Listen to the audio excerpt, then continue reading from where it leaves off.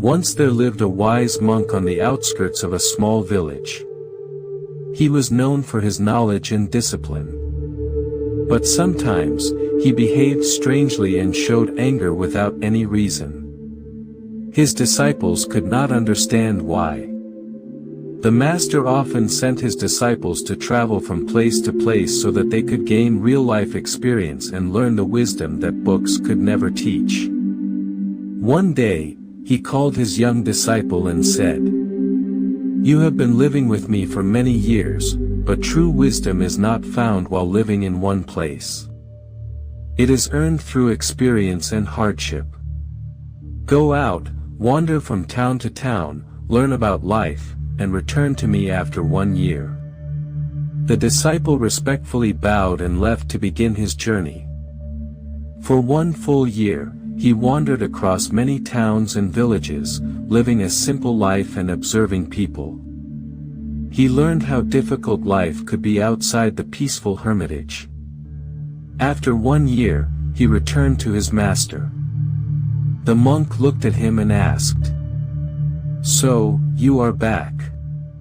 Tell me, have you gained wisdom?" The disciple folded his hands and said humbly, "Yes, master." Days went by. One morning, a group of villagers passed by the hermitage carrying a dead body toward the cremation ground. The master and his disciple were standing in the front yard of their hermitage. For a moment, they kept watching quietly. Suddenly, the master said, "Someone has died." Then he turned to his disciple and said, "You have spent 1 year wandering in search of wisdom. Go and find out where this man has gone, to heaven or to hell." The disciple was stunned.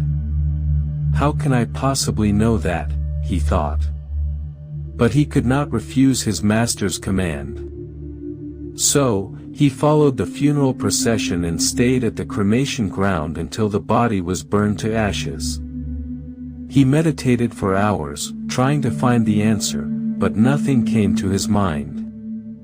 He finally returned to the hermitage by evening, looking disappointed.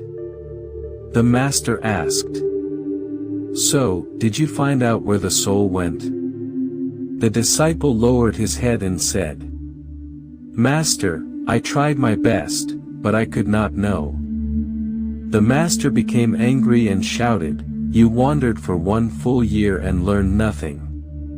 Go from here and don't return until you can tell me where a person goes after death." Seeing this, the disciple felt heartbroken and ashamed. The master sent him away from the hermitage. The disciple started traveling again, searching for an answer to his master's question. He met many people on the way, but no one could tell him how to know where the dead go after death. Months passed.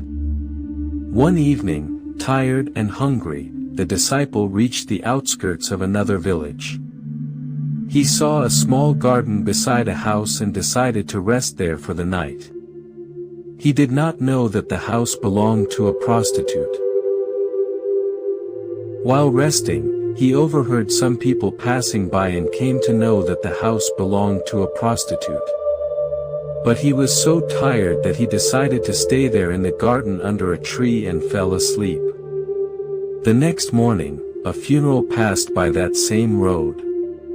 The prostitute stood at her door and said to one of her girls, "Go and find out where this dead man has gone, to heaven or to hell." The girl followed the people and returned after some time. She said, "He has gone to heaven."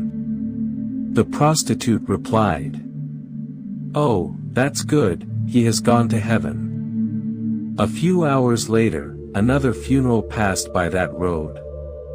The prostitute again said to her girl, "Go and find out where this man has gone, to hell or to heaven." After returning, the girl said, "He has gone to hell." The prostitute sighed and said, "Oh, that's unfortunate."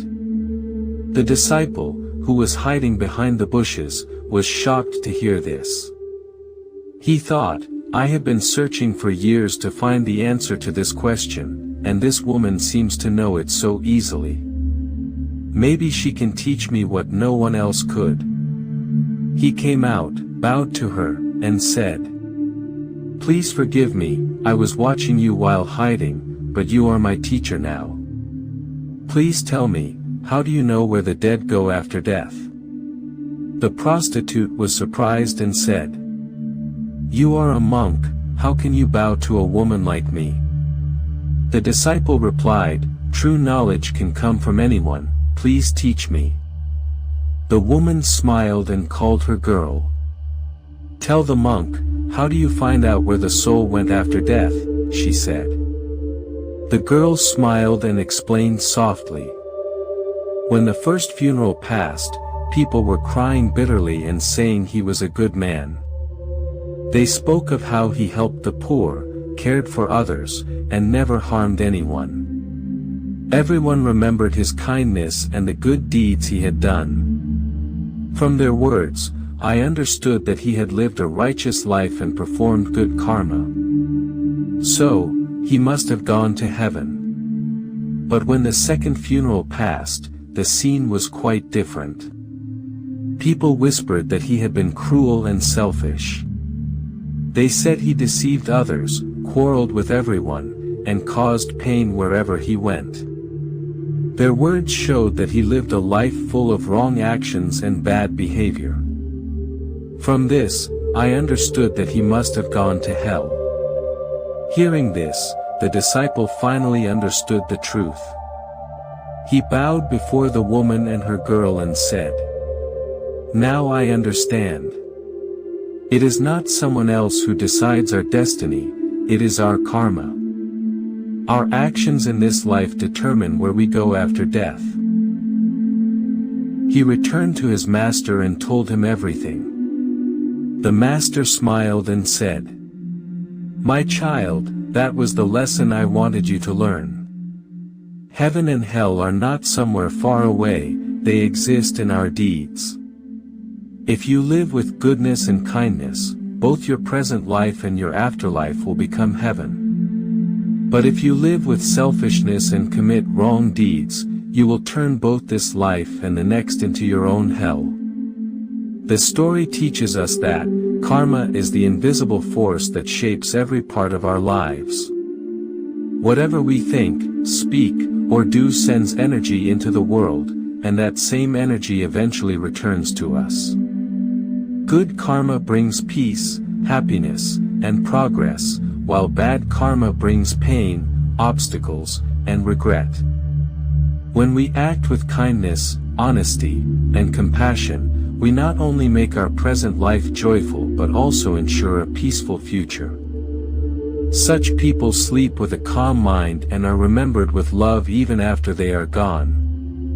But when we act with greed, anger, or selfishness, we harm others and destroy our own peace.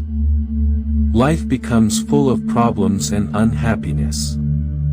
Therefore, always choose good thoughts, kind words, and right actions. Because in the end, our karma decides whether we live in heaven or in hell. This is Words of Goodness Stories. Thanks for watching and stay blessed.